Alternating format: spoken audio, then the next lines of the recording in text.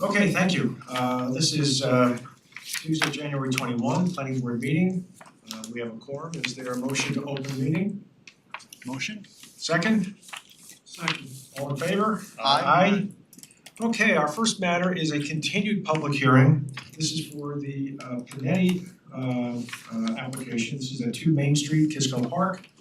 And this is an application for a site development plan approval, application for a preliminary subdivision approval, stormwater management, and erosion and sedimentation control for construction of a single-family residence. So we last heard this last April? Really? Was it that long ago? Has been that long, yes. Wow, we missed you. We're supposed to reciprocate, but if you don't want to, it's okay. I know I didn't miss you very much. Happy New Year. Happy New Year. So for the record, Ralph Alfazay, Yep. engineer for the project. I honestly don't really remember what the last plan you saw, but I believe the driveway used to come in this area here. Yeah, there was one version that way, yes. Yep, we had to move it because of site distance. Bob Cioli brought up the the fact that the topo along the road was estimated from GIS, so we had to get the surveyor to go out there and get accurate topo in each direction. We've done that. All that information is here in this upper corner here. We show the site distance, it's complying. I did see there are some comments from the town engineer, they seem technical in nature. I did see Dennis's comments, we can accommodate what he wants, spread out the trees and move them around a bit. Here to answer any questions. So the major change was really the driveway alignment, Ralph? Correct, the driveway alignment, we might have moved the house slightly, Yeah. a foot or two in one or. But septic and septic expansion, all the same, no changes? Correct. I think when we were talking about the driveway, at one time, all the trees were being cut down as part of a line of sight. But then we had a discussion about maybe we could keep the trees and just limb them up, so we didn't clear out every tree along the street. I don't know if that ever continued, that dialogue. Yeah, that way if you limb them up, at least sitting in a car, you can still You see. can see through, yeah, Right. that's not an issue, we can do that, but it's more money for us to cut a tree down than for cut limbs, absolutely. Eye height for the car is 3.5 feet up, so we wouldn't have to cut that many. Right. And the deer may have already done it for you with their grazing line. You're right, the only issue there, if we would have to remove a tree, there is some areas that we would have to take out some of the slope on the side of the road. If there's a tree planted in that, we have to cut down that area, then we would have to take that tree down. Correct, yeah. Okay. So that was a major change. I guess what we can do is turn now to the comments that we have from staff. So Mr. Gray, would you like to your comment? Good evening, board, Mr. Chairman. From a planning perspective, the applicant has addressed all of my concerns. They provided updated cover sheets, and are within the coverage limits for both development and building coverage. And so, I think that from my perspective, there's no additional work for them to do to be zoning compliant. I do think I would defer to Bob and Dennis in regards to their area of specialty to determine whether or not this application is ready to move forward or not. Okay, very good. Bob, do you want to address your comments? Yes, good evening, Mr. Chairman, members of the board. Stormwater comments I have are some technical tweaks. ST1 to the, I guess, really provides some sort of backup. Ralph, you got 111, I'm not quite sure. You got that, just give me a little blurb on that. ST2 basically are details they show in the plan, but they don't show any details on the sections. ST3 just show minimum distance, so there's no misunderstanding between where the minimum is and where the contractor puts it. Sometimes you might not know it's 10 feet, you put it 5 feet away, so just show that. ST4, I know you did them, they're good, but make sure the side and stand, put them on the plans, put them in the report as well. ST5, I know you did submit it once before, but for some reason it's not in this report. So please put them in, that's the watershed plan for the existing proposed. And make certain that you change your narrative, because we do have a new regulation where anything in the quarter acre district, which this property is located, the impervious area greater than 250 does require stormwater, so that's been it's been strengthened a little bit more, so please incorporate that. And ST7 standard, obviously is 1 over 5,000, so you need to swim from the DEC district erosion. General comments, just some minor comments on the pavement detail for the water service line. Make sure we'd like to see that sand around the service lines. GC2 has some technical comments on the proposed driveway profile, some additional elevations and stationing should be put on there. Indicate the driveway, centerline, stationing, minimum should be 30 feet, but I put it, I'm sure it is, but it's always good to put it on there so we know it complies. GC4 is good news, you don't really need the 2-foot object height. We have the driver's height coming into the intersection, looking down to the driveway, they can both be 3.5 feet. So Bob, that would help Greg's comment, right, about perhaps limbing up the trees? That would lessen it would help the applicant. It's gonna help where you don't have to cut as any, but regarding the trees, yeah, I mean, we've done that in the past, if you can cut them up 7 feet, that'd be great, provided, the trees are not directly in the line of sight when they stop, 8, 10 feet back, but you can see how that works in the field, and we can back and make a final determination, but yeah, that's been done in the past, Mr. Chairman, where they do, take off the limbs up to 7 feet, it seems to work pretty well in most cases. GC5, the value should be shown where it should be, it must have been on the last plan, they never changed it. GC6, you gotta get a street opening permit from board, contact Judy Golden on that. Provide copies of the on-site wastewater treatment system, the OWTS.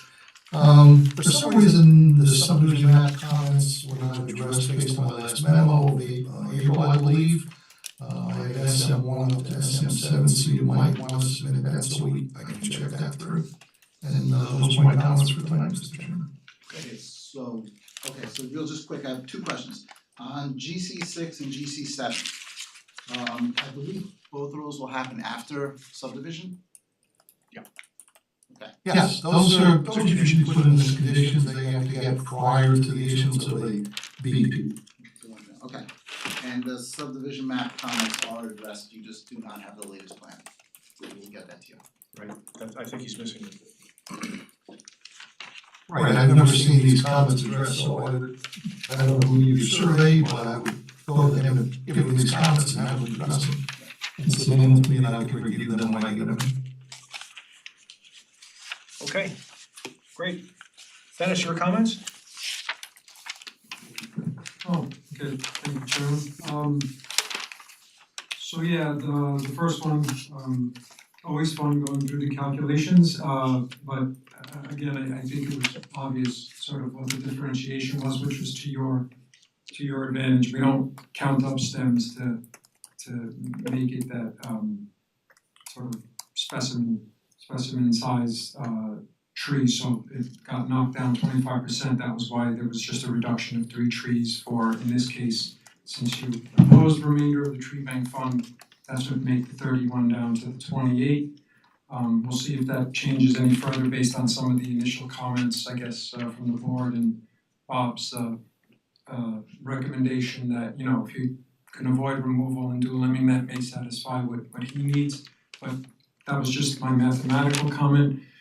The general comment is, we just some sort of, the tree protection I like after they're planted based on the trunk, because deer just love newly planted trees to get development off their antlers, so they always get rubbed, and so any type of protection that I recommended that sort of doesn't wrap around the tree. I'm not a wrap fan, no offense to music lovers. I'm just talking about any of those plastic guards that like loosely fit, allow ventilation and air, and obviously the deer, they don't go after those those trees that are protected, so that would just help, guard them, protect them, and make them, they may survive, but they won't look as nice, so you want them to, as intended. So that should be included on the plans. Again, the species that you chose and their distribution, as far as all the numerics 121-6 requires, that was acceptable. I think the species you selected are suitable for the site, I don't think that would be an issue. I just always get concerned when applicants propose larger caliber trees from the nursery because it's just a tough transition. So that's why we typically are in that 2 to 2.5 inch caliber size when we recommend applicants to replacement requirements, and if they insist on going with the larger size trees, then we're gonna need to see a little bit more in terms of irrigation system and what kind of care those trees would get, because they just need more care. It's just a fact. And my final comment was, it seems like the location plantings, kind of resembled like 2 cluster locations, and I think that rear cluster, due to its proximity to the septic, if work needed to be done in the future, just to account for, a radius of disturbance, a radius of equipment access, a radius of, any types of excavations or whatever that may affect the roots of these planted trees down the road, you seem to have opportunity to rearrange or move them such that you could avoid that zone of influence. So that was my recommendation for those trees. And if you wanted to do something, I didn't put this in the memo, but if you wanted to meet or do something in the field to do, like a sighting, I'm fine with that too. That pretty much does it for my comments, Mr. Chairman. Thank you. Very good, okay. Dennis, can I ask you a question? Of course. In the 2.5 inch versus 4 inch, if an applicant were to plant 4 inches and they put in irrigation, are you comfortable with that, or do you always prefer 2 to 2.5 inches irrigation or no irrigation? Just for education for going forward. Sure. You can get away with less, or if there was an issue with the plan and the larger tree, it's not gonna be as forgiving. In a perfect world, if everything worked, yes, you could live with a 4 inch tree and If it was all that irrigated. extra care, right. But in a lot of these situations, again, I haven't been here as long as some other people, but there's really no assurance or guarantee that, after the site is signed off on, that custody sometimes is carried through because the house is transferred ownership, and so it's those types of things that I just try to keep in the back of my mind to, what is the best bang for your buck, and if things don't go quite right, how are we gonna do going forward? So Thank you. thank you. Ralph, I had a question on, you were talking about tree replacement, but the same token, it seems to me that there are some trees here, I just don't understand the reason why they're being removed. So for example, tree number 10, which is I think a fairly large 30-inch sugar maple over by the wetland line, why is that being removed? Trees 8 and 9, I don't think they're in the septic area, why are they being removed? The comment I had in general is that we understand, there has to be a house, there's gonna be a driveway, there has to be septic. But to the extent that we don't have to remove them, unless there's some sort of compelling design reason that we haven't heard about, I'm not so sure why these need to be removed or why they are scheduled to be removed. I think 10 is close to the house, actually 10 is gonna be right where the dry wells are located, and there's some fill in this area.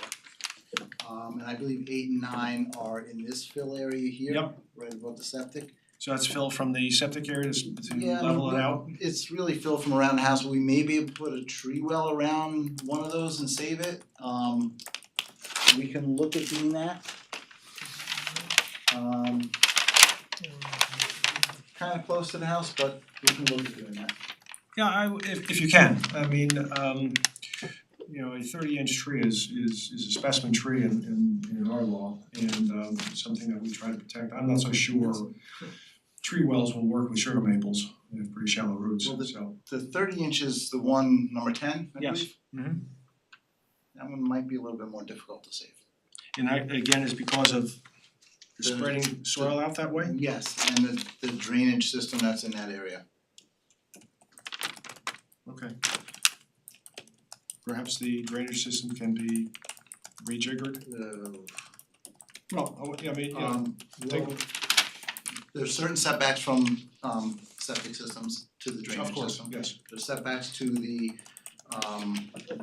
house. And that's where testing was done. Mhm. I think the front of the lot is a significant amount of rock and it would be higher, so it would be tough to get the drainage there.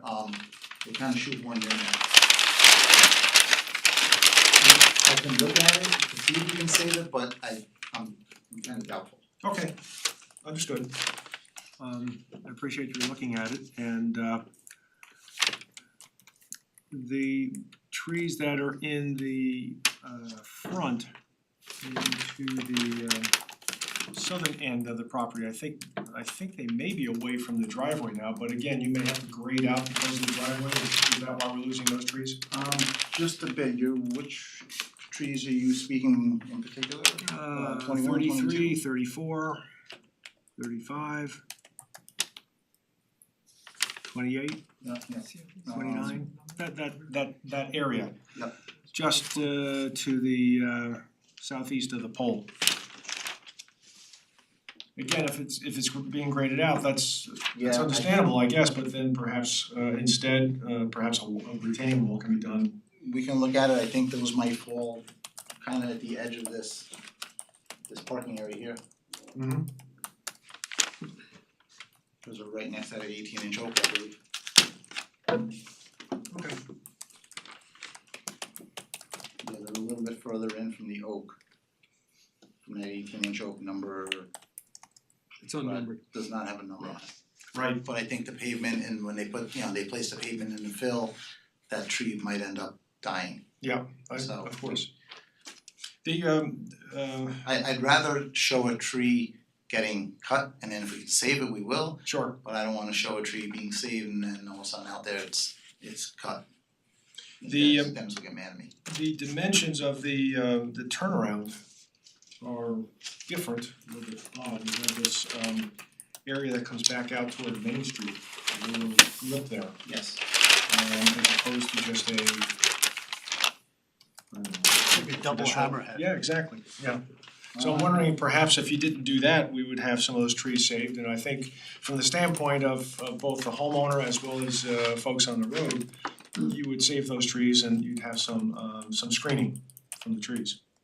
It looks like an oversized turnaround, frankly, but if you got plans for basketball courts or whatever else. No, there was actually, I think one of Bob's earlier comments was a truck turning exhibit. And I think we put a truck in there to show it coming in, turning around and going back out, but we can look at it and maybe Okay. we can take this entire thing and shift it towards the house, so this is kind of straight across here.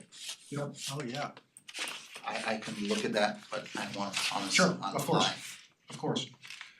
Well, I think we have to continue the public hearing anyway, get the map in that Bob has to look at. And so if you can just look at those little things, we'll just schedule the continued public hearing with an eye toward closing it next time around and getting you on your way, Okay, all right? we can do that. Do we have a time frame that we can schedule this? The next submission deadline is February 10th, and that's for the March 4th meeting. Okay. Let's do it. Okay, great, Okay, very good. very good, okay, thanks. Any other questions, anyone? Okay, And we leave it open, right? yes. Yeah, we'll continue the public hearing. That's Dennis Clark. Okay, our next item is the public hearing for the Greeley Pizza Bar, 17 King Street. This is a site development plan approval for a change of use.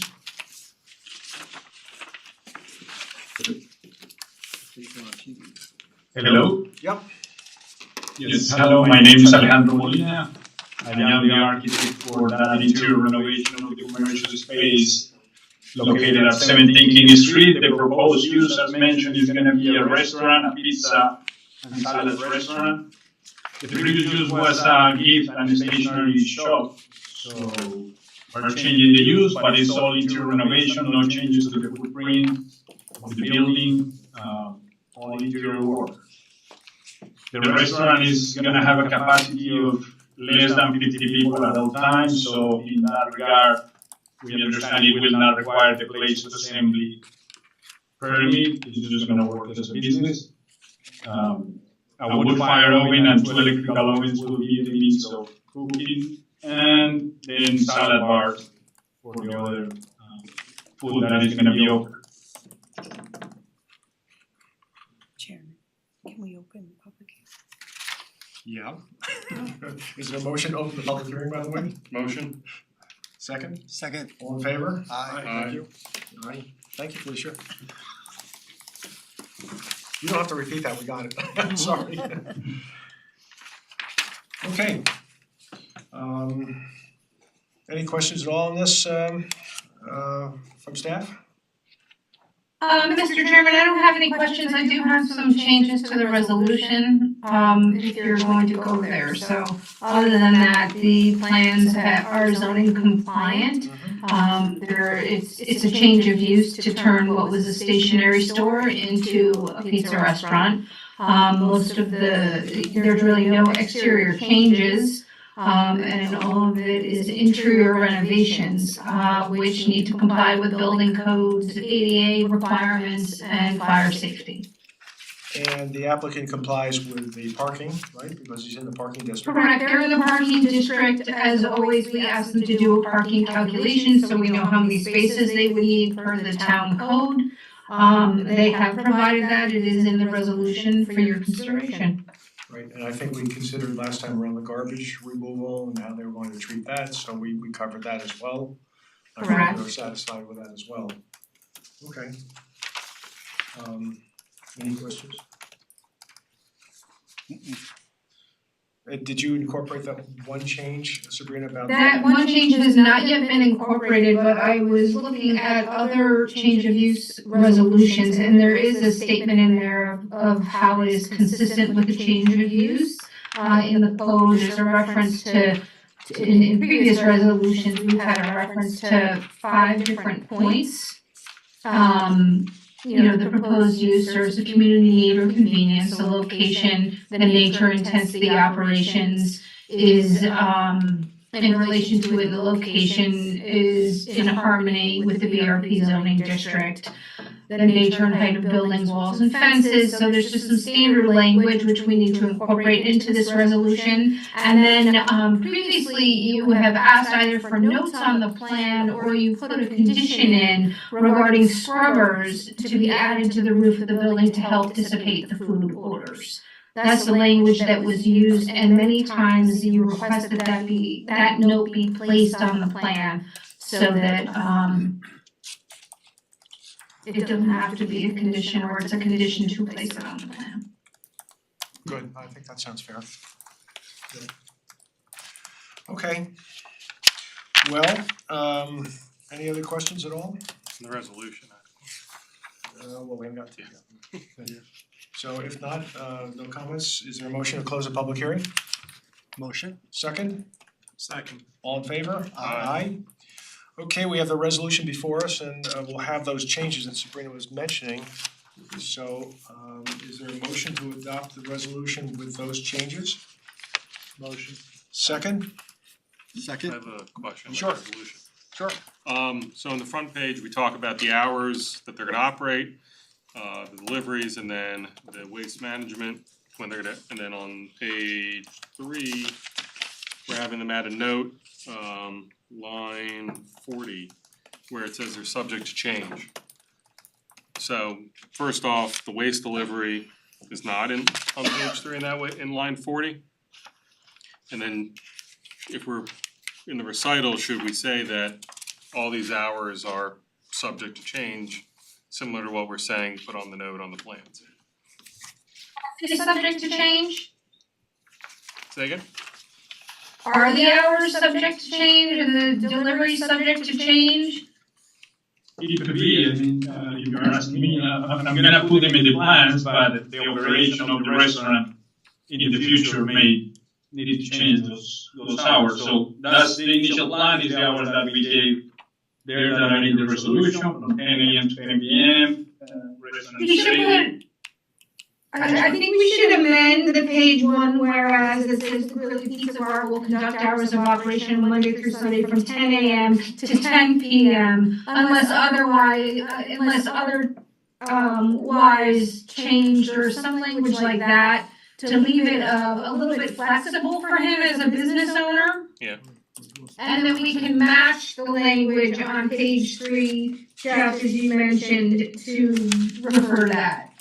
Yeah, and then as far as like the waste management also, I mean, he's using a private provider.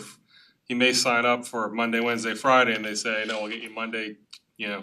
Just don't want it to be any, what I call the foot faults.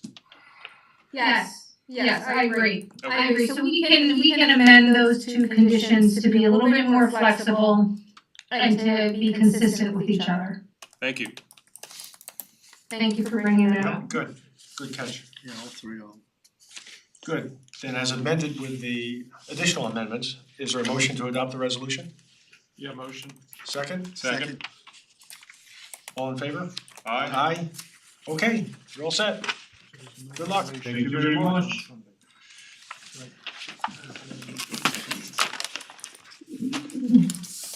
Okay, we move now to an informal appearance, and this is the Midas Main Street Lot Court 90 Inningwood Road.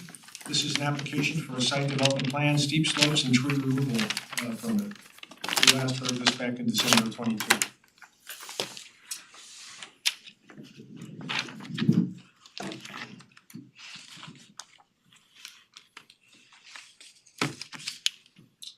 Hey, good evening. David Sessions, KSCJ Consulting. Andre Fernandez and William DeVore are on with us, representing the owner. The owner is, as you said, Midas Main Street Lot Corp., located at 90 Inningwood Road. This is I know there's a couple of new board members that I don't think have had the pleasure of of hearing this application in the past, so I'll just do a very brief history here. The property is located, Route 100 is located here, Inningwood Road is located here. Route 100 continues down this way to the north. The property is about 3.5 acres in total. There is a zoning district boundary line that runs right across the middle of the property here. This is our 1A zone on the south, and to the north is our 2A zone. And this is where the subject of the proposed development is taking place. Fairly steep site, a lot of steep slopes. There are two main areas that are relatively flat, one being here and then one being down in this area. Not coincidentally, we're proposing our development on those two flat sites. This area would be the driveway and the house site, and over here would be the proposed septic system. We secured Westchester County Health Department approval for the septic several years ago. Just put this up here. Septic system is located here, and again, this is the R2 section of the site. The remainder of the site is off to the south. So the septic is located here. There is a very steep slope along the frontage of Inningwood Road located here, as most of the board knows. Interestingly enough, this section of Inningwood Road is controlled by the New York State DOT. I can't give you the legal history, but this is the frontage, this is the property line of the proposed, or of the existing site. This entire frontage along here, as well as this section of road, is owned and controlled by the DOT. It's an interesting situation, but that's the situation. So we did need a New York State DOT curb cut permit to allow a driveway access from that road at that point, that particular location. So back in before 2020, I think it was 2017 or 18, previous owner, we did get approval from the planning board to construct a driveway leading up to a house site. That was a different owner. Again, we did approve that we did get the septic system approved at that time. The owner did not choose to, for whatever reason, the conditions of the approval were never satisfied. The approval lapsed, although we did continue to approve the septic system or get the septic system renewed every year. But it lapsed. Subsequently, the previous owner sold the property to the current owner, I believe in about 2021 or so. Since 2021, we've been on and off been before your board, going back and forth with different designs for the property. The previous approval had the house site a little further to the south, somewhere in this vicinity. That was the approved house site with the driveway in about the same location. By the time the previous owner sold to the new owner and the new owner came back to the planning board reconsidered certain things on the site and suggested that the house site be moved a little closer to the north. There was a lot of back and forth, a lot of architectural discussion and site work discussion and so forth. And this is where the applicant ended up, with the driveway in about the same location and a house site located here. You'll notice this access off of Route 100. This access is a proposed construction access, and this was the subject of a lot of discussion with the planning board and the David, town staff. is that off of 100 or off of Inningwood? But that's off of Inningwood. Yeah. Yeah, they're all off of Inningwood. Also controlled by the DOT. So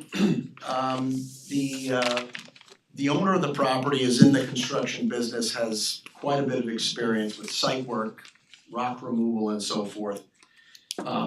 His proposal at the time, and it still is that we gain access to the site from this temporary construction access so that the machines can station themselves above the large rock area and the large embankment.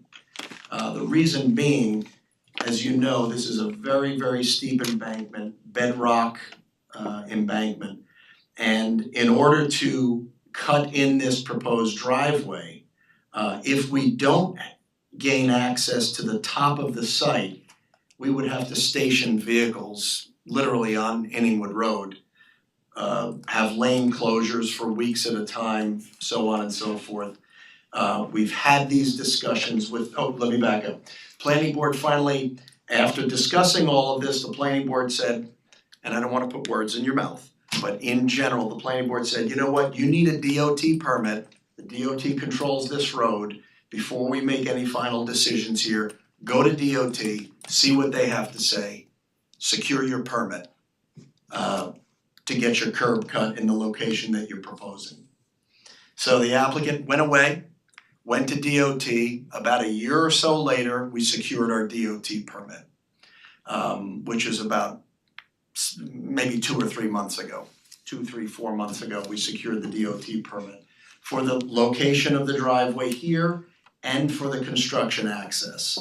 As you can imagine, the DOT is not interested in having construction vehicles stationed on their road, lane closures for weeks at a time while they chip the rock to create this driveway. So that was obviously part and parcel of the DOT permit. So we come before you with a renewed septic system, a DOT permit for the proposed driveway in this location, and the DOT approving the temporary construction access. If you look through the package, one of the requirements of the DOT was that once construction is completed, or at least substantially completed, we obviously close off this construction access to Inningwood Road and place large boulders across here with a very large evergreen tree here so as to dissuade any future access. What we wanna do is obviously just make this go away after construction so that there's no way that anybody can access this with vehicles or anything else for that matter. So that was part of the DOT's permit. It is a 4-bedroom house, it's always been a 4-bedroom house. No question that this is a large rock cut. We've gone back and forth with the planning board and with Bob and with Sabrina, and we've attempted to work out the technical issues. We did receive memos from Dennis, from Sabrina, and from Bob recently. We have every intention of taking care of those memos, addressing every one of those technical items. But we are here after 4+ years of my client trying to get a 4-bedroom house approved here. We're asking the planning board to take a look at this, take a look at the facts and say, okay, we've examined this enough as far as the access, the house site, the septic, and obviously we're prepared to address the technical issues, but we really wanna move forward and try to get to the finish line on this finally. So, board sent us away, we got our DOT permit, we're back, and we're looking to move forward at this point. As I recall, one of the assignments we also gave the applicant was to come back and definitively define the property rights here. And that was to definitively figure out who owns what in terms, and I guess implicitly, it seems that the New York State DOT is claiming ownership. Of 100 feet off the road. Yeah, in other words, your Yeah. property line, nothing's working here. They only work on that. Oh, okay. I don't So know. that's the property line, right? Exactly, so you have this area that's in between the property line and the road. Yeah. But more importantly, I mean, I understand that, and I guess implicitly, we're hearing, although we're not explicitly hearing, that the ownership of the road is X, the ownership of the right of way is Y. I think we're gonna hear differently from the town engineer. But the issue is, I don't understand what's gonna happen with the maintenance of that sight line to the is that west on Inningwood going up the hill? Yes. Because that needs to be maintained, and my understanding is, first of all, that's not your property, it's state property, it's also fronting on someone else's property.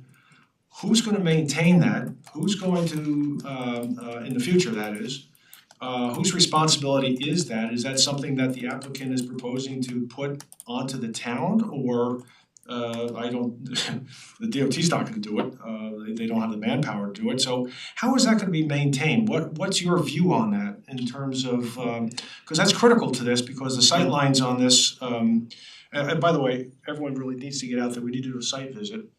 I've been there a couple of times. To speak in terms of a steep slope is Yeah. is a misnomer, it's a cliff that's being designed here, Yeah. to cut through this. But the sight lines here are really critical, and so I was just wondering, David, what the thought was and what the plan was, because that would be something that the town, of course, would be interested in. I think the DOT will be interested too, but Yeah. my understanding is that it well, Bob will speak to this, but in terms of responsibility going forward on the road, maintenance is has to be determined. Yeah. And I thought that was one of the reasons why we had instructed the applicant to come back with definitive information about ownership, even a title report to know who owns what, when, and how, because it really was a mystery to all of us.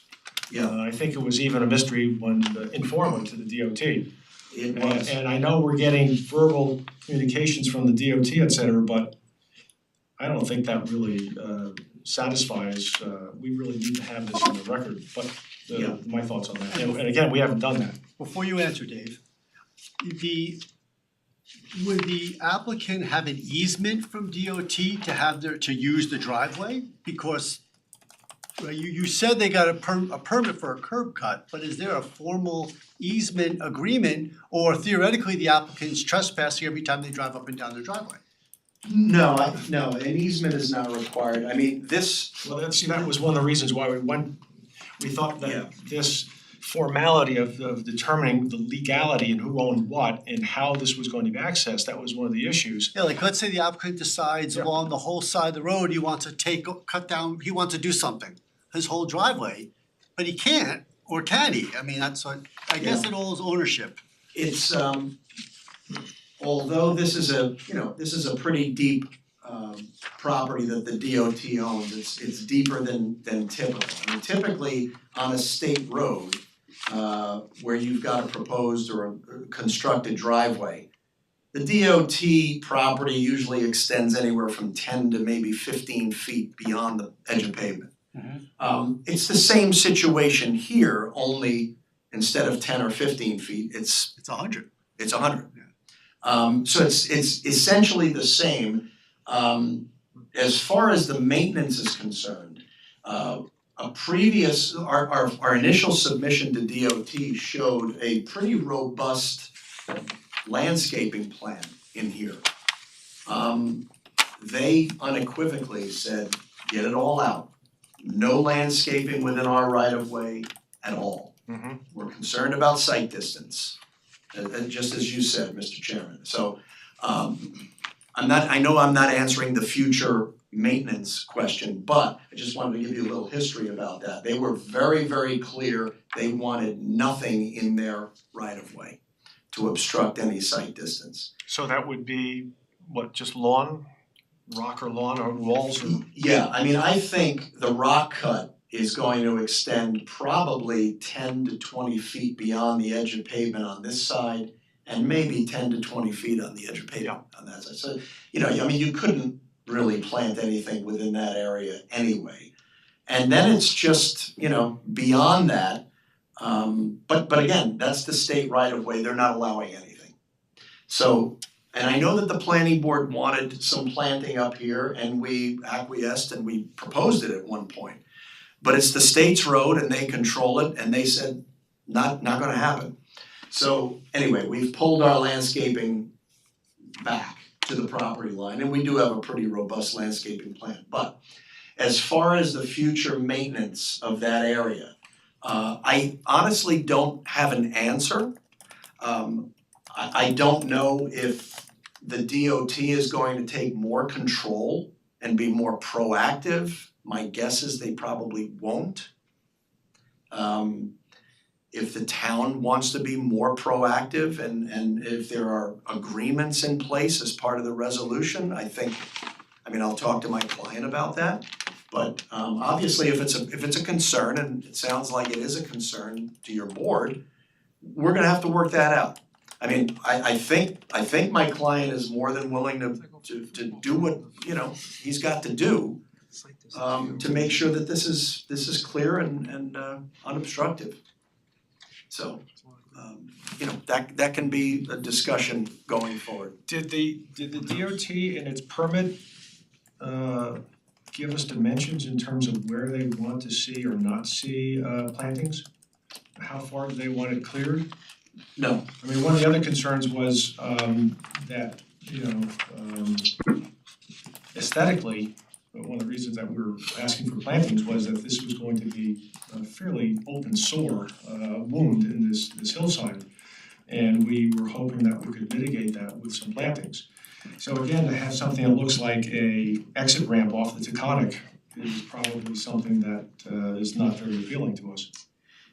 understood. I know you have some challenges on that, and I think frankly, you guys had good ideas because you had shrubs. It wasn't you were gonna plant big trees in there, so I No. just wonder if they can compromise, if we can reach some sort of compromise with the DOT on that to help you along and help us, because again, if it's just going to be a big rock swale or grass swale, we have evidence of those kinds of things in town previously.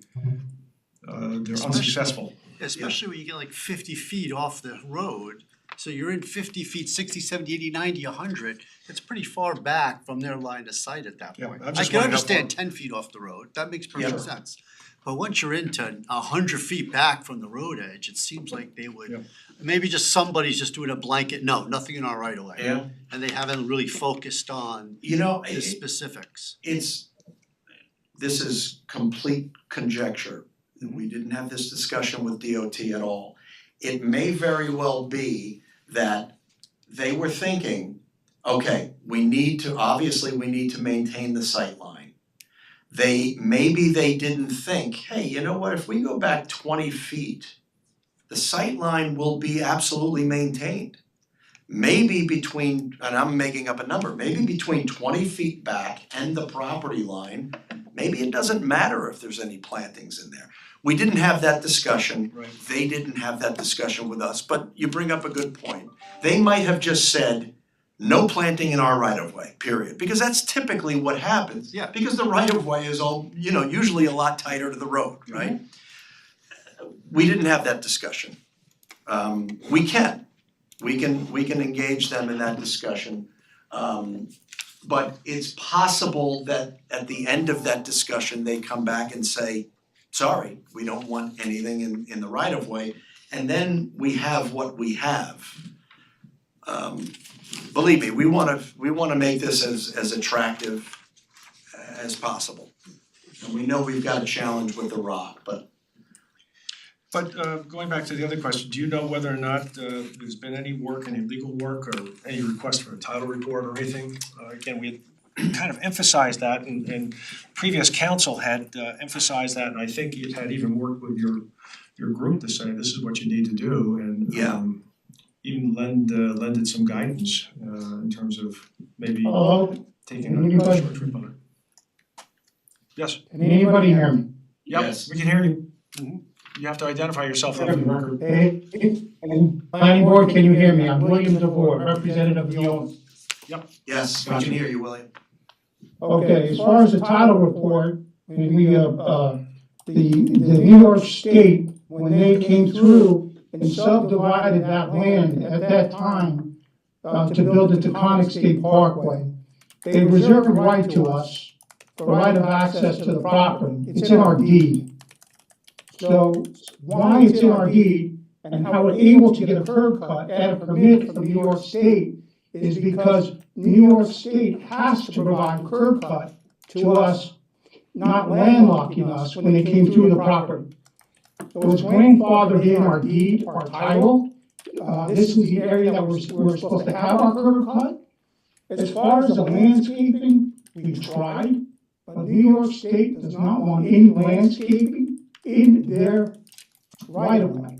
Okay, that's fine, but can we go back to the first comment? Can we go back to the first comment? Can you provide that deed information to council for us so that we have the record? Thank you, okay, Absolutely. great. Now, as far as the maintenance of the sight line and the traffic studies, we've gone back and forth with the traffic studies twice and have made the board pleased. And as far as the maintenance of the existing shrubs that are there, as far as the landscapers to go there on a regular bi-weekly or weekly basis to maintain the property, we would do the necessary cutbacks to preserve the sight lines for the oncoming cars up and down the road. Yeah, I think we can certainly work that out as far as the shrubbery or the vegetation within Oh, the site. I assume that we can get that worked out one way or the other between whoever the party is that's going to undertake that and be subject to enforcement on it. Yep. Whether it's the DOT, whether it's the town, or whether it's the private owner. Mr. Chairman, Yes, can I sir. say something on this? Absolutely, yes, please, Bob. In my experience on sightlines, we've had not several, but a few instances where the town does grant an easement. We did that on the Campfire Gun Club. There were 2 or 3 sightlines coming there, the town had their attorneys prepare a sightline easement agreement. It was reviewed and approved by the board where the applicant, the gun club, has to maintain the sightlines in perpetuity. Meadow Hill, there was some stormwater mitigation they put in the right of way or some riprap. We told the applicant that was Paul Valero, Meadow Hill, up on Route 120, and they went to the state, and they got an easement agreement for them to maintain that rubble for the sidelines. Third case, along Chapel Crossing, they got an easement agreement between the state and Chapel Crossing to maintain the retaining wall. So I can't see any reason why, in this particular case as well, that they cannot get a sideline easement looking east or looking west, or looking north and south, up Inwood Road, to maintain that in perpetuity. So I wouldn't think it'd be a big problem as long as it's reviewed by town council and signed by the applicant, its successors and assigns, and the New York State DOT. I just wanted to say that for now. Good, thank you, Bob. Excuse me, can I add one more Yeah, thing? absolutely, So, please. there's also a question of maintenance of the rock slope as well. Obviously, we don't have any information on, geotechnical information on stability of the slope after the cuts are made, but they may need maintenance after, 10, 20, 30, 40 years, so having some information on that would be, I think, critical for you. And Jeff, would that be something that would be fairly unique, but again, we've done this with the wall, for example, in Chapel Crossing. Would you suggest that we also include some sort of ongoing rock maintenance and testing in the maintenance program? Well, I would probably rely on the geotechnical engineering report regarding any maintenance that's required, and we would just, make sure that the applicant, has the geotechnical engineer include that, what type of maintenance is required, schedules and things like that. Okay, great, thank you. Okay, let me get the staff comments. Oh, okay. Sabrina, do you have any comments on this current rendition? Thank you, Mr. Chairman. Under the State Environmental Quality Review Act, this action is a type 2 action requiring no further environmental review. The property, for those of new members, lies within 2 zoning districts. It lies within the R1A and the R2A. The applicant is using the more stringent requirements of the R2A zoning district. You guys have been discussing the issue with the New York State DOT right away. And I would like to point out for the board that the permit issued by New York State DOT did not address the construction access. So depending on how that goes, DOT must approve of that. And then I asked if the applicant could provide additional or new revised coverage calculation worksheets. The last ones we have are from 2021 and there have been some changes. So if those could be submitted, that would be helpful. Yeah, if I could just Sabrina, as far as the DOT is concerned, you're right, they didn't specifically say anything in the permit about the construction access, but the reason why those boulders are now being proposed out there and the large evergreen was because of discussions with DOT. So DOT, they're not very verbose in their permit documents, but that was not our proposal, that was DOT's proposal.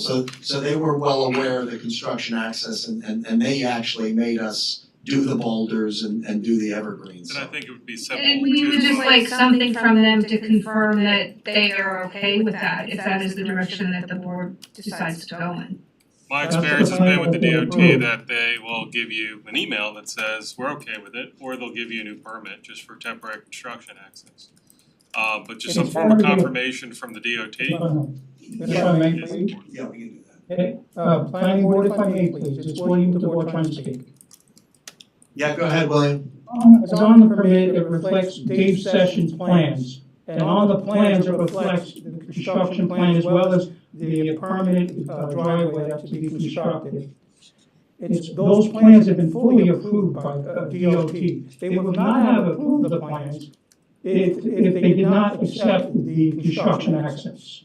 So if you look at the permit, they reflect the pages and numbers that they have presented to the DOT with regards to the full right-of-way and the accesses. Once the construction road is entered and the permanent driveway is accessible from the front entrance, then immediately upon that, the construction entrance is to be closed as possible. And boulders are to be put up at the top with one tree, as stated by New York State. And that's been entered into the plans, and that's what we're following. And Right. that's coming from New York State. I think you're very correct because it says the permit is issued pursuant to in accordance with the approved plans. So if we get a copy of those the plans that you submitted, I think we need to have those in our record here. Yeah, I think Bob has a copy of that. I think Bob did request that a couple of months ago, and we sent those, but we're willing to send. Okay, with the approved plans, okay. And will that include the update in terms of the boulders and the tree, They're on the plans. Okay. Oh yeah, they're there. They're in your package, and I think Bob did, in fact, I know Bob did request these specific plans that were submitted and approved by DOT. So we can send them again if you don't have a Okay. copy. Can I say one thing, Mr. Chairman? Sure, absolutely, Bob. Do you wanna go through your comments as well? Bob, do you wanna go through your comments as well? Excuse me? Do you wanna go through all your comments as well? Yeah, I'll hold off on my comments, but Okay. that's fine. Go ahead, I'm sorry. Okay, I broke up my comments into several categories. Stormwater comments, I have not reviewed the stormwater report. It's currently under review.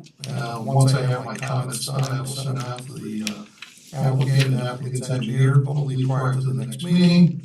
That's ST1, ST2, provide hydraulic calculations for the proposed 15-inch culvert and the temporary 12-inch to make certain when those are put in, water is not to surcharge and going out to the town road. So you really have to give us a full hydraulic calculation on both pipes. ST3, since more than 1 acre to serve its option, we get DEC approval for the full SWIP, which includes post-construction stormwater. We've got to submit a $700 fee and also an application for the stormwater too. Next one's a sightline analysis, minor comment SLA1, basically the profile of SSD1 based on the plans that were done by Colliers don't correspond exactly with the plans shown on your site plan. Just make sure the distances do correlate, they're out by 30, 40, 50 feet. SLA2, we were talking about this before. Jeff was talking about this too as well, but anyway, two big items that I always look for once this is all built and set and completed. SLA2, your engineer has to certify and give us out as-built plans to make certain that sidelines are built according to the way they were designed. And also B, this is getting back to the sideline maintenance easement agreement between the applicant and New York State, so that's got to be maintained, including the rock slope, as Jeffrey mentioned just before, to ensure that the sidelines are adequately maintained by the applicant's successors and the sons in perpetuity.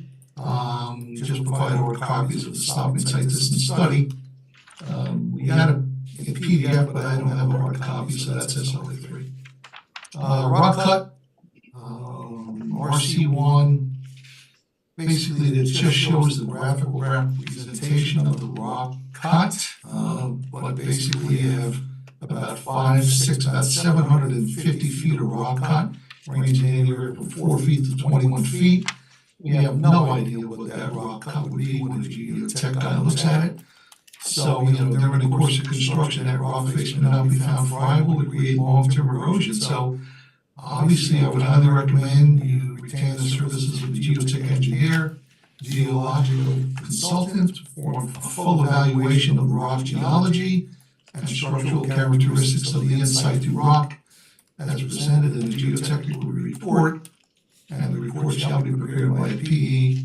RC2, provide complete structural plans and typical sections as recommended by the geotech, which will show the maximum slope of rock ledge that can be cut out there in the field based on the in-situ information.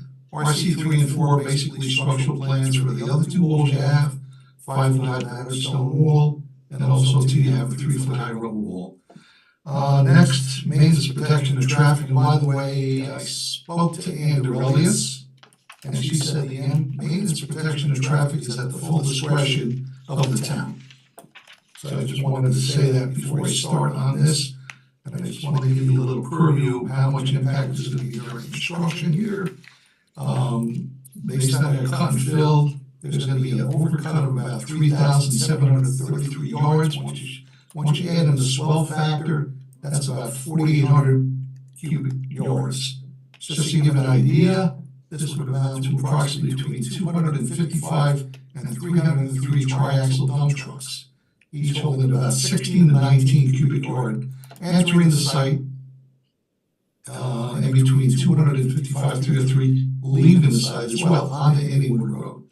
In that temporary construction site, entrance which actually has very limited stopping sight distance. This would create an unsafe condition for vehicles traveling in along Inwood Road as long as environmental impacts and the City Director Planning's memo and Dennis's too. Because of that, I don't understand how in the world, if the DOT looked at that, they did not mention anything about sidelines. The main driveway needs a sideline distance of 395 feet. And for those reasons, I, as a town engineer, would not recommend that the temporary construction access be allowed in this particular case and that only the main driveway entrance be used. Also, it's unclear whether the New York State Highway Board approved the temporary construction as not, I don't know. It'd be perplexing to me if they did approve it with absolutely no MPT, showing maybe that road closed in the south direction along Inwood and steer everyone down Vales Lane out to Route 133, or show those sidelines being constructed. So I just don't understand what the DOT is thinking of. So that's one of my biggest concerns on this whole thing. MPT 2, the applicant should provide a maintenance protection traffic in accordance with the MUTCD, which includes the use of flaggers. The MPT should be reviewed and approved by the Commissioner of Public Works and the town engineer. Since again, Dan Derelius, who's the permit engineer, said the maintenance protection of traffic is at the discretion of the town. MPT 3, the applicant should provide a comprehensive construction sequencing plan, which includes graphical depiction of each associated phase, including the temporary construction access rock and removal phase. Really, the only way in my mind that temporary construction access would work is if you cut back the same amount of sight lines that you need for the main entrance, which I know is a ridiculous thing to do for a temporary construction access, or possibly close the traffic coming south, coming down the hill. By the way, based on the speed study, cars are coming down that hill 40 miles an hour. So I would recommend that lane be closed during construction, detour out to Vales Lane, intersect Route 133, and come on down to Station Road. That'd be possibly more logical MPT plan, so that would eliminate the traffic coming down the hill in the first place. Then I get the GC comments. According to the town of Newcastle water distribution map, that there's a 16-inch and a 20-inch DIP running along Inwood. So therefore, the existing main should be end-scoped by the water department. They're located and accurately depicted on the site plan profile, because those are two main transmission lines. Bart Carey, the Commissioner of Public Works, is very concerned with the location and proximity of the high wall to those that's critical that be determined better than just showing it graphically on a map. GC2, due to the close proximity of the rock removal throughout the project site and approximately the existing 16 and 20 gallon water mains, maximum will not be allowed. I had discussions with the building inspector. I had discussions with the Commissioner of Public Works who are all against it. Therefore, please provide a narrative including specifications describing the type of non-explosive methods that will be utilized. You have to obtain a street opening permit from the Department of Public Works based on the enormous amount of weight from all the trucks coming out with the amount of rock being removed. Bart Carey, the Commissioner of Public Works, is going to require, a $40,300 cash bond agreement, $40,000 to ensure protection of the roadway plus administrative fee of $300. The cash bond agreement shall be in a form acceptable to town council and approved by the town board.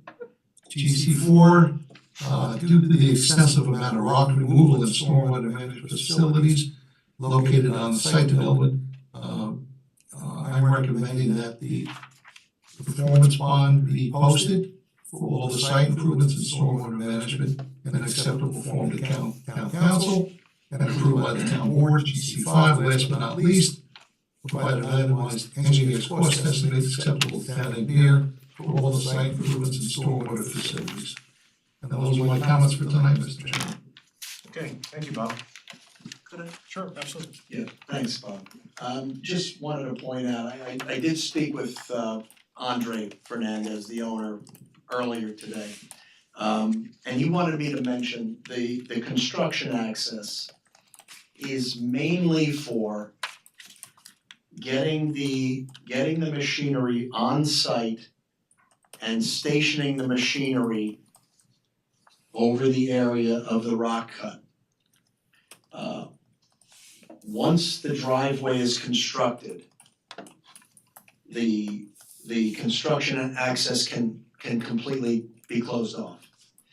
The construction access doesn't have to be used to come in and out, taking materials off the site. It is almost 100% to station the construction access of the vehicles here so they can create the driveway.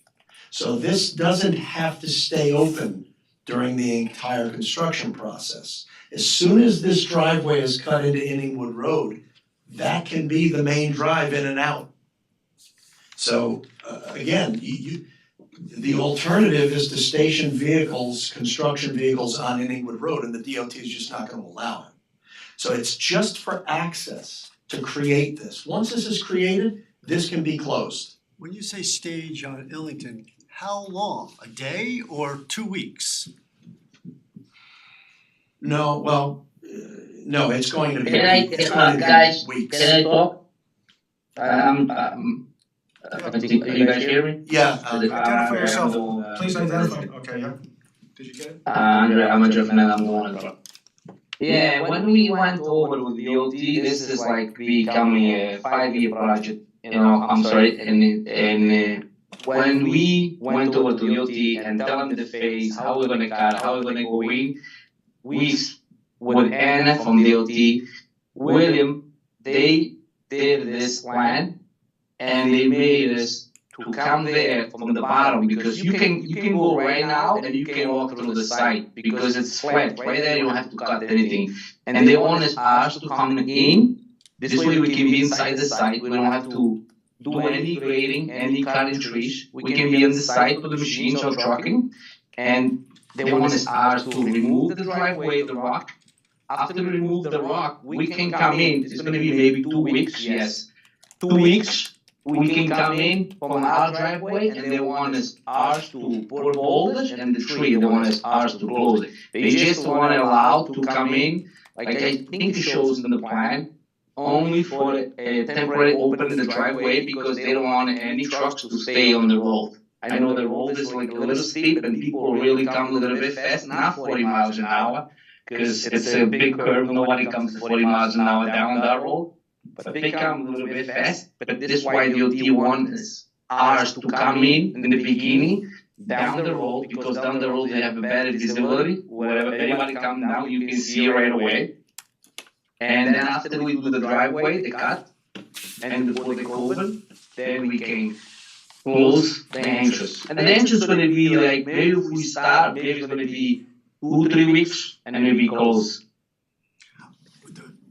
My question was, you said that to do the entrance, to do the curb on the right, you've got to close down the street so the trucks can slowly make their way through the rock cut to get in to create the driveway? No.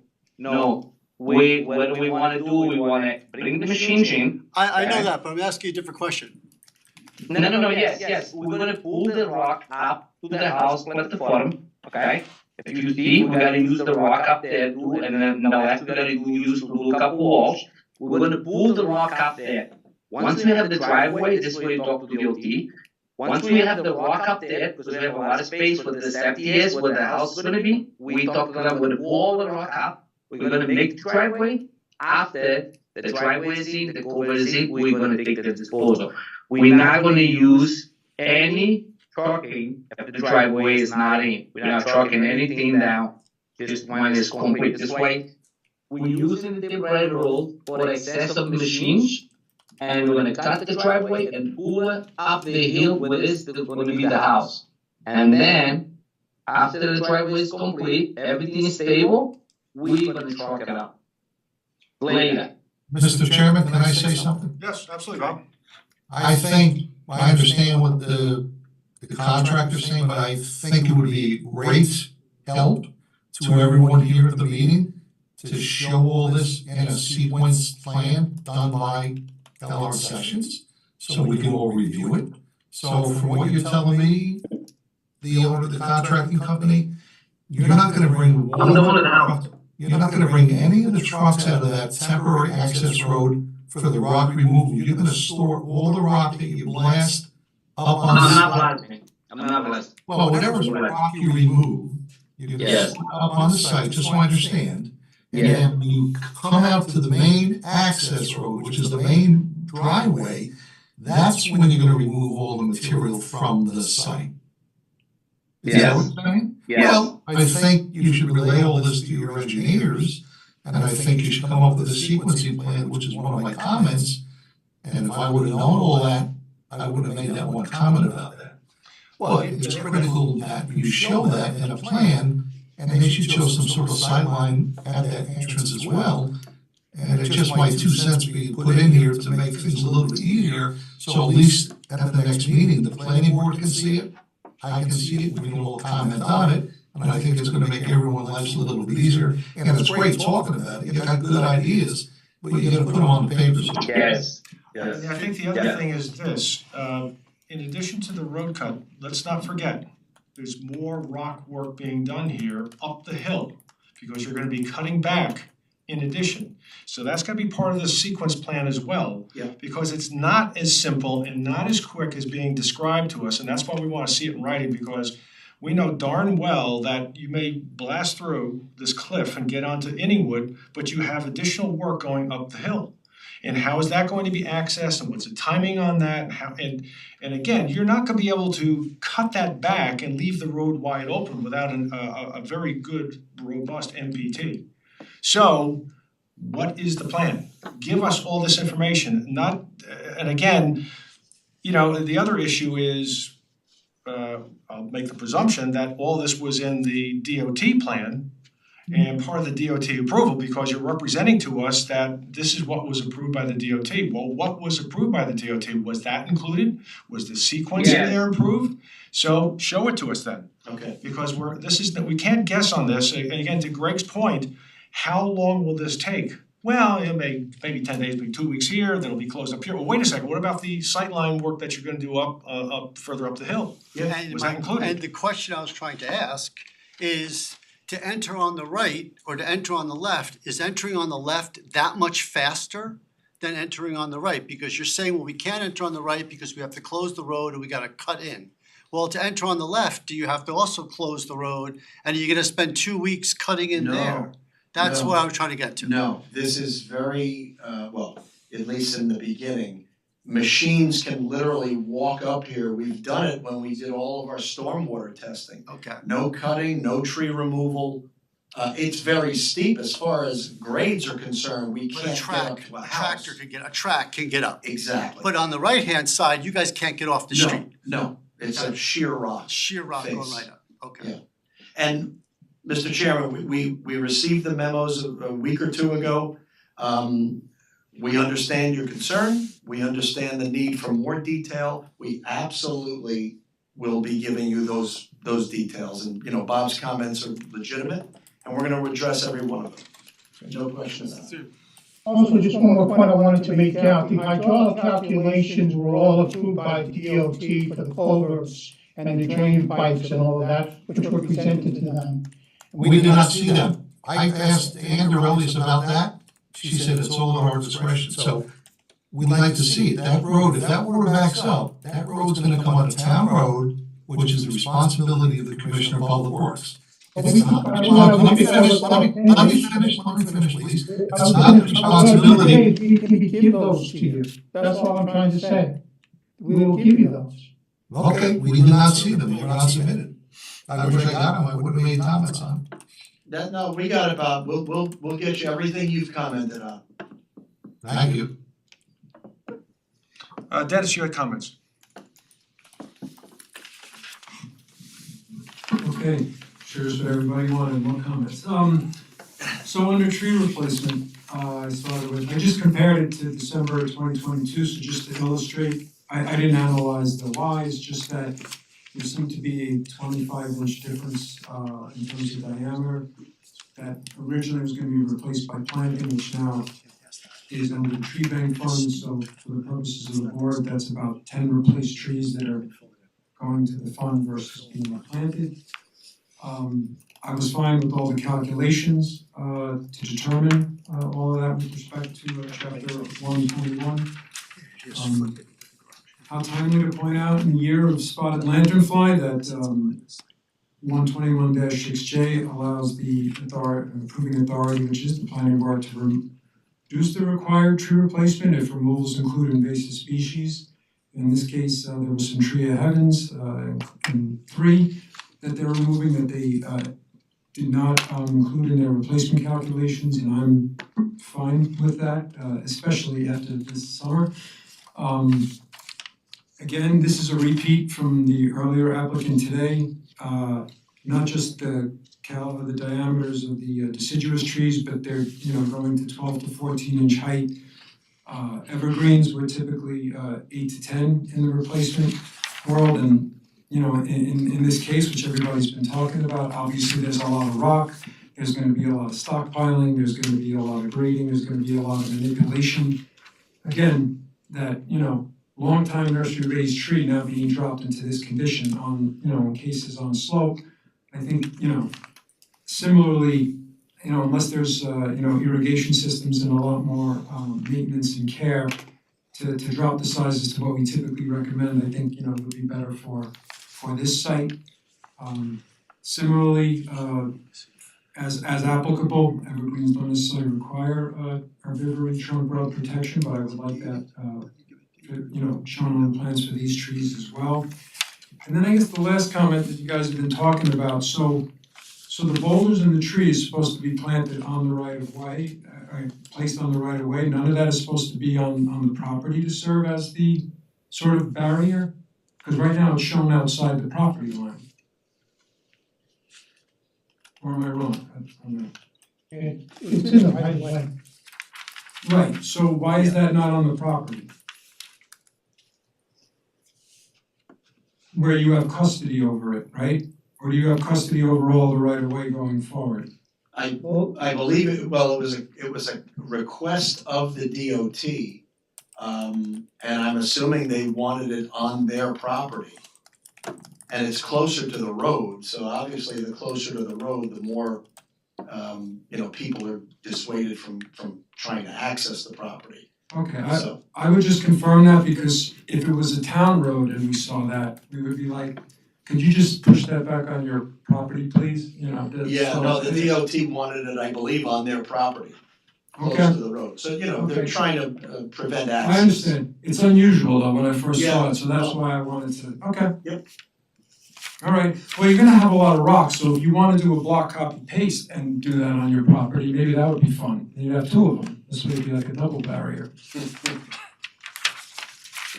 think that does it for my comments now, Mr. Chairman. Thank you. Okay, good. I got some questions. One's an education and one's an alternate thought. On page 10, it's page 10 of 10, Which is. your proposed hydrology plan. Oh, Are you guys doing work on your neighbor's property? which neighbor? To the right, Here? yeah. Because there's comments about soil lines and drainage, and you've got all these arrows, and I'm just wondering, are you? No. Okay. No, that's, if I had to guess, and I've got the plan out in the hallway. that's probably an existing conditions sub drainage area. Okay. That shows flows from off-site, you know, we've got to accommodate everything, even if it's off the property line. That's what I thought, just double Yeah, check. that's what that is. My other question is a little bit harder.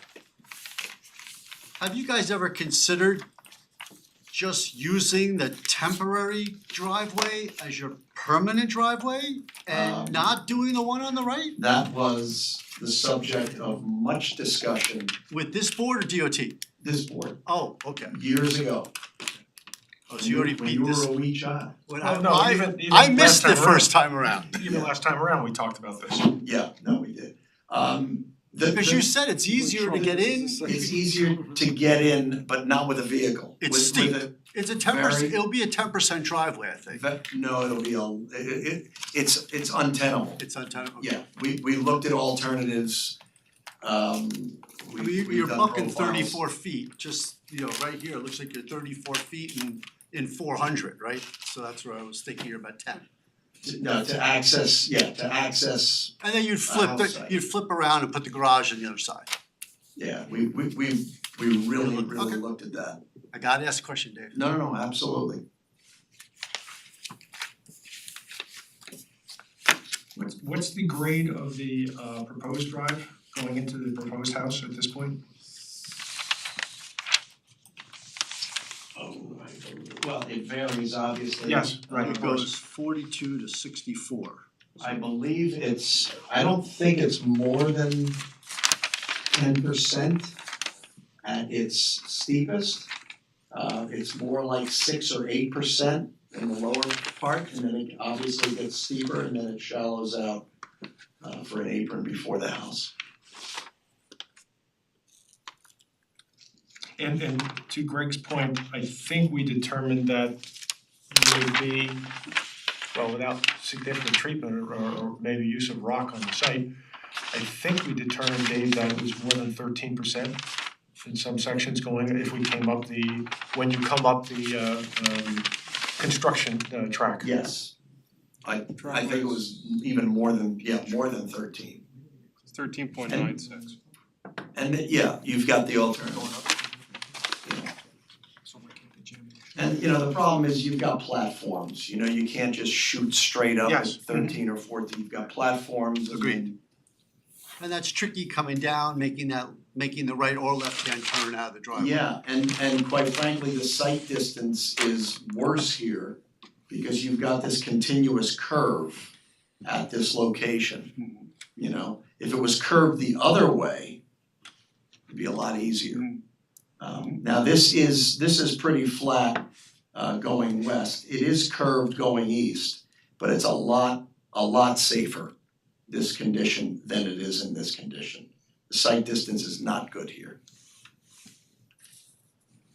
for a permanent solution. And again, this construction access is not going to get a lot of usage.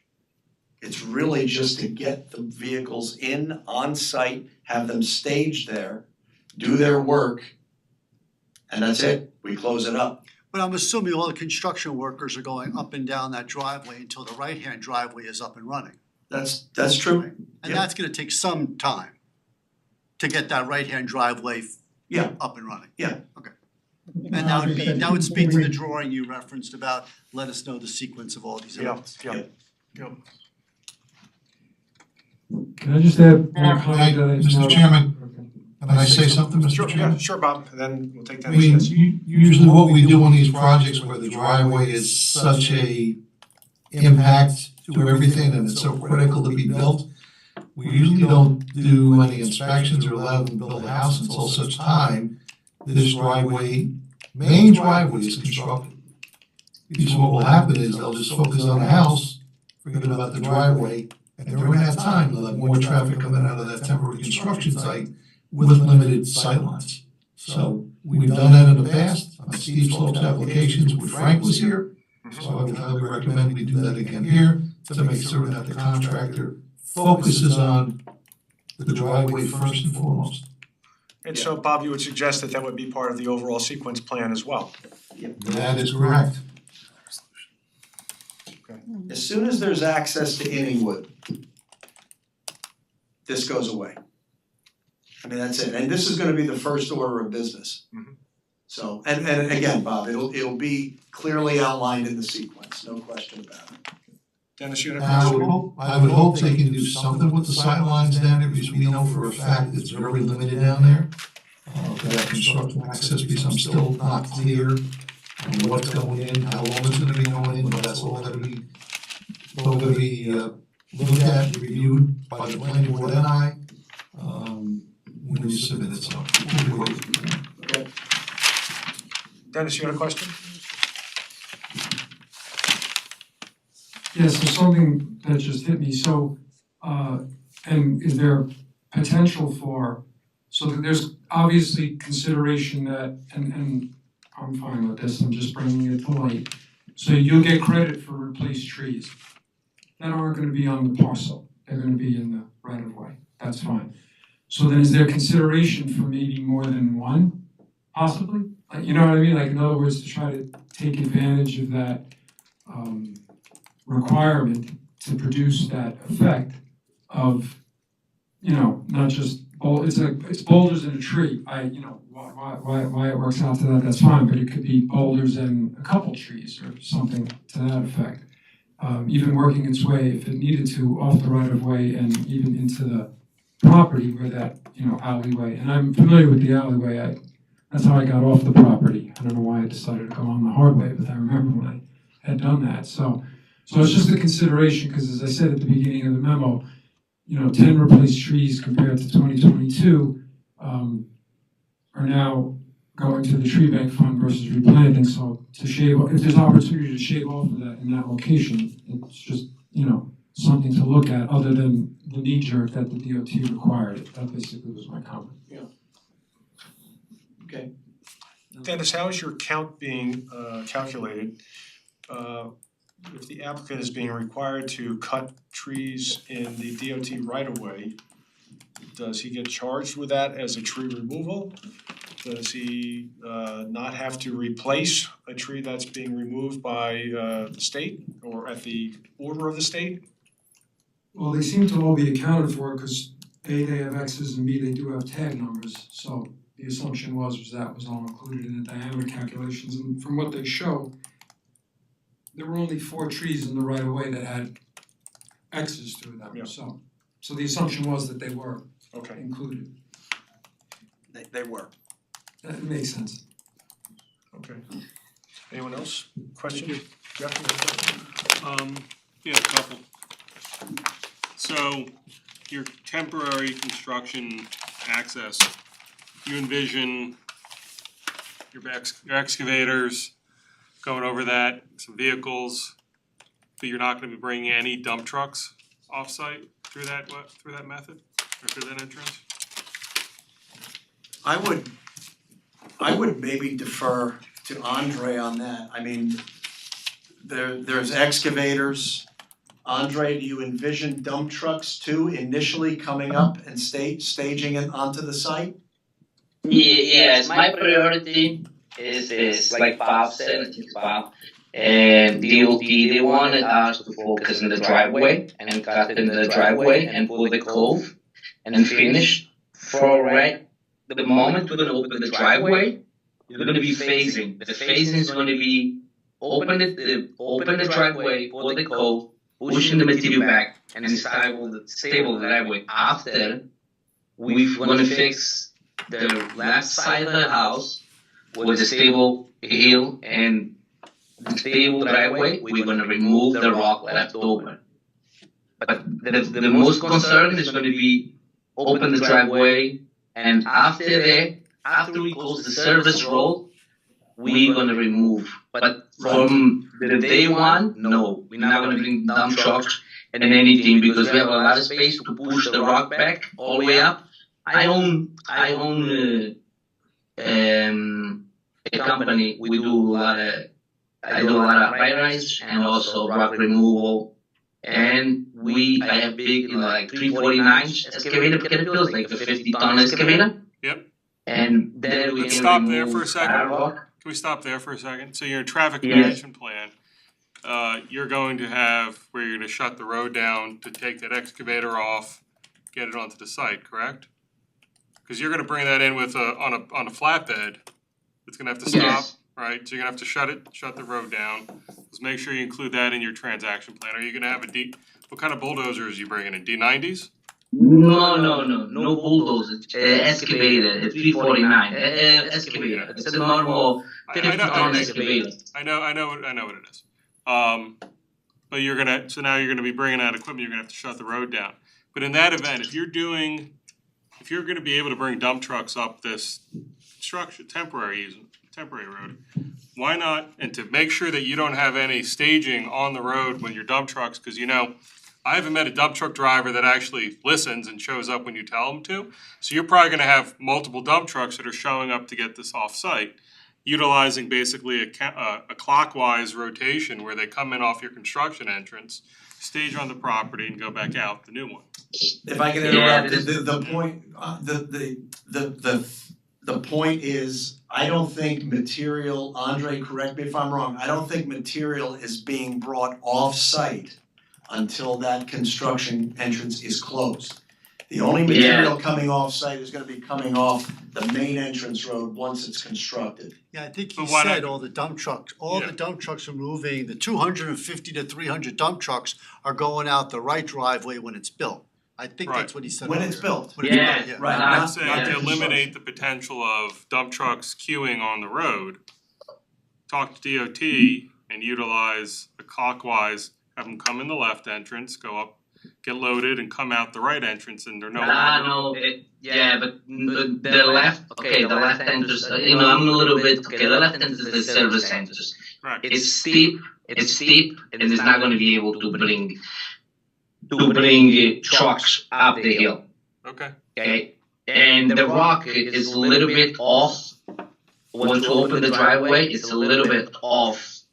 And I don't wanna move the rock a lot of down. I can move it down, but if I move it down, I gotta fix the edges. And I don't wanna also disturb the service road. The service road is gonna be only pickups and excavators, that's it. Nothing's gonna go through there. I'm not gonna create a road to go in and out on there. Because I don't wanna also disturb that area too much, and when we talk to DOT, they don't want us to be creating a road that also too, like in and out of there. Are you gonna crush the rock on site or are you taking it off and what are you bringing it down to, what size? We're gonna take it all down like Lora Marans. I don't know if you know what Lora Marans.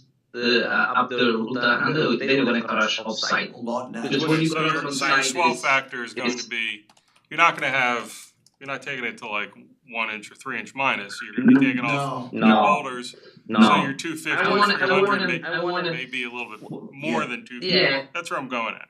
And then we're not gonna be getting Yeah. complaints from No. neighbors that you have a crusher on site that's creating noise. That is not, No. that is not the, no. And that's then, not what we're- But you will have a cracker, right? You're gonna have to he's probably pound gonna the have rock. he's on gonna have a the- pneumatic hammer on. Yeah, that's how I The assume you're hammering the 349 rock. you put a hammer on. Okay. Which is the same. Yeah. So the neighbors will have that for some period of time. Then They as will. far as Yeah, you gotta bring some eggs to make an omelet, so Can I just- don't hate me on Can I that. just Maybe Lonzo Go ahead, too. Jeff. let me just piggyback onto that. So just make sure you have a robust queuing plan on site Yeah. for trucks that are staged. I think we probably don't want trucks queuing on the road, so there's gotta be enough room on site to have empty trucks while they're being loaded, that's all. I wanted to ask one question, and Jeff made me think of this, and you guys may have the answer on this. You're gonna have your excavators or whatever up on top, and you're gonna start to work on the rock.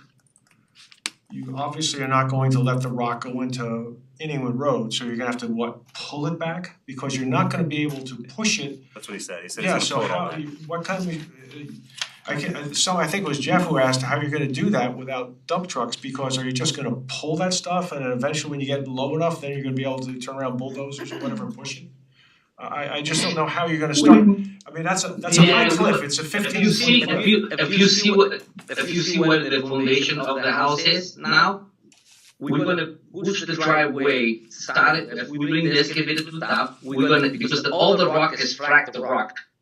And that thing comes off with a ripper. we're gonna push it back to the driveway, to the house foundation, all the way up there. And then we're gonna make a plan to create entrance and out of the trucks, no impacting anything in the street. And then we're gonna make the driveway very enough this way we can have 2 trucks in and out. And we're gonna push all the way everything back there, this way it's away from the road. And have space for the trucks come in, clean the tires, do everything inside and leave. This way you don't impact, it's 200 truck loads. I don't think it is 200 truck loads. Some sites, some rock we're gonna use along on the left and the right to, and in the back of the house also with the septic holes and where the pool used to be, but we remove. We're gonna use some rock there. And after we push it back, it's gonna be easy to storage the trucks inside the site and remove from the site to no impact the street, because DOT specific wants no vehicles on the street at all. Switching over to your septic and your calcs, and maybe this was Sabrina was referencing on the front cover here of, so page 1 of 6, you have total square footage of 5,326. That doesn't include the basement, which has a bathroom in it. In your permit, you had habitable space of 3,500 square feet. So appears to be a little discrepancy. Granted, I'm not a septic expert, but your plans, not including the basement, are greater than that. Yeah, and you may very well be correct. The square footage for the basement probably wasn't included, but County Health Department does not consider square footage when they talk about septic systems. It's strictly the number of bedrooms that they define as a bedroom. So you could have a 7,000 square foot house and a 2-bedroom house, and it's a 2-bedroom septic. It's so the square footage is not applicable as far as the calculations of the septic system. And you can have It's all 12 about bathrooms too. You can have 12 bathrooms. I mean, it's It's just all saying bedrooms. it says the 3,500 square feet is here, and then just the first and second floor. I'm on sewer, so. Yeah, no, it is bedroom You're count. lucky.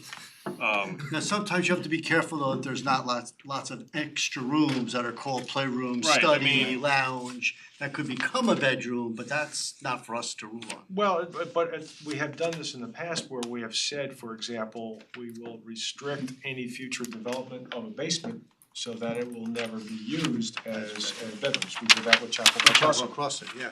So we can do that, and that could be a concern, Jeff, that might be something that, we throw into the conditions. But it is a big house. We'll make sure there was an issue with the septic given the house. Yes.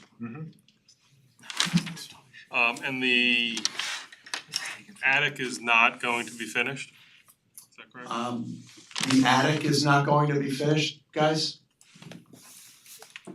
I didn't have it in the plans that to be, have a finished attic. I'm just curious, cause on page 4, I think it has stairs up to an attic, and you can see that there's 3 windows up into the attic.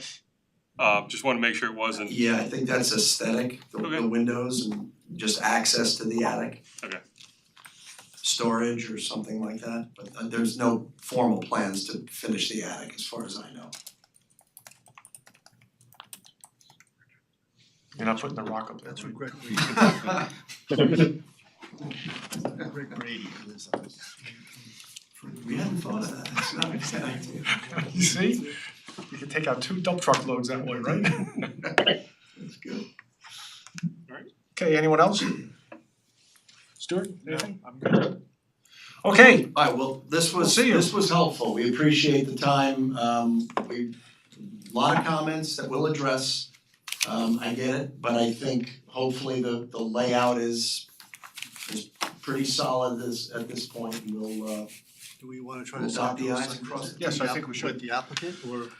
well, if you wish, whatever you wanna do, I think we should wait for the snows. It's very steep, by the way, so the snow has to be abated. Yeah, I think you guys should see this. You should go on the site, then you should walk up and see what the applicant's talking about, how you're up on top, and you'll see what the cut is and how it all works. In the flat areas, you'll see the flat areas up there and what their plans are with the house sites.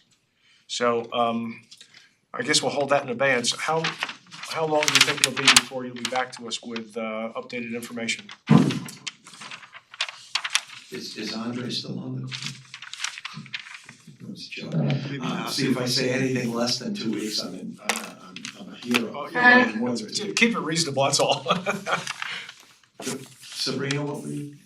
No, I was just gonna say, I think that, we'd rather you take your time and have complete information for us before you rush to submit to get on an agenda. Agreed. And the DOT plans, I mean, that's, I think, very important. Very important. Because the observation was made, and I was showing that to Greg, it says it's been approved per those plans. Yeah. And again, we wanna make sure that the sequence is part of that plan as well, so that we're all together, have a congruent plan between the town, you, and the DOT. I mean, what we've heard tonight, we're going to beef up our sequencing, put more detail to it. So obviously the DOT didn't see that kind of detail, but it's only going to get better. So the plans that we submitted, absent some details that the DOT wasn't interested in, those are the plans that the DOT approved. They're the same plans. We haven't really changed them. The grading, the layout, the site distance, so And I think that's same plans. I think that's okay, because as we heard from Bob, the DOT has basically deferred these kinds of details to the town. Yeah, the maintenance and protection of traffic. Well, maintenance, the traffic plan, et cetera, so and we still And the have. sequencing plan too as well. Exactly. Yeah. And again, to remind everyone, this is still a steep slope application, so it's, it's still subject to the town's steep slope regulations. Yep. In terms of you're breaching this cliff. But no wetlands. If you're gonna be reaching out to the DOT, I'd follow up with Jeff or Bob and get the easement that Bob mentioned, at least 3 that have the easement for the sight line clearing. So in your conversation, you can at least provide it and say, town's gonna require something like this, which you've previously approved. Yeah, an easement agreement. So yeah, William, Yeah. we'll talk offline about the deed and the title report and all of that. But I don't want you to reinvent the wheel with DOT, cause I can tell you that there are easements that exist for site clearing.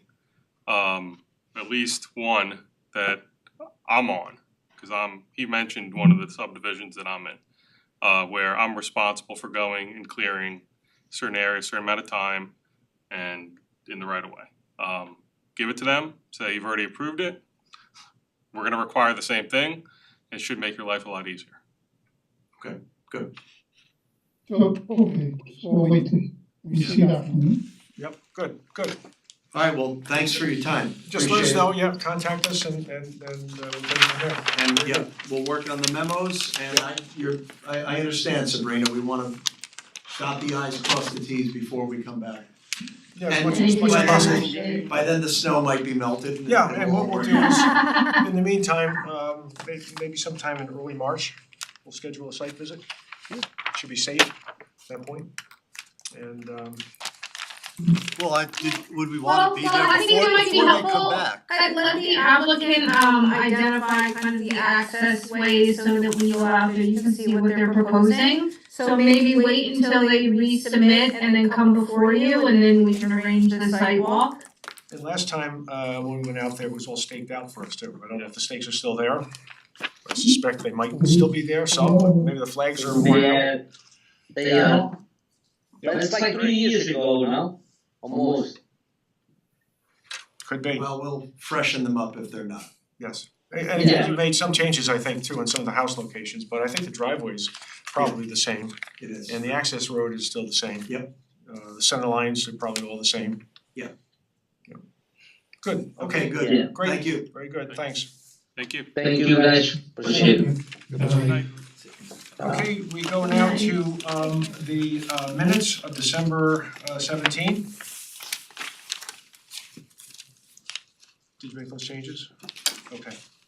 So we have some changes in the minutes, very minimal. The votes were actually 5-0, not 6-0. So we made those changes, and I think we made some changes with regard to the Is second. that because we didn't need Richard to vote? Yes, yeah, we only have 5, so we can't overpopulate ourselves without authorization.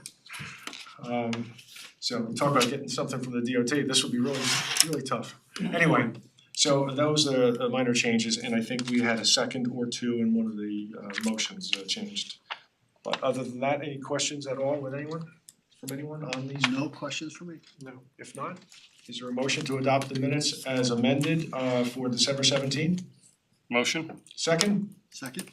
All in favor? Aye. And do we have a motion to close the meeting? Motion? Second? Second? All in favor? Aye. Okay, good.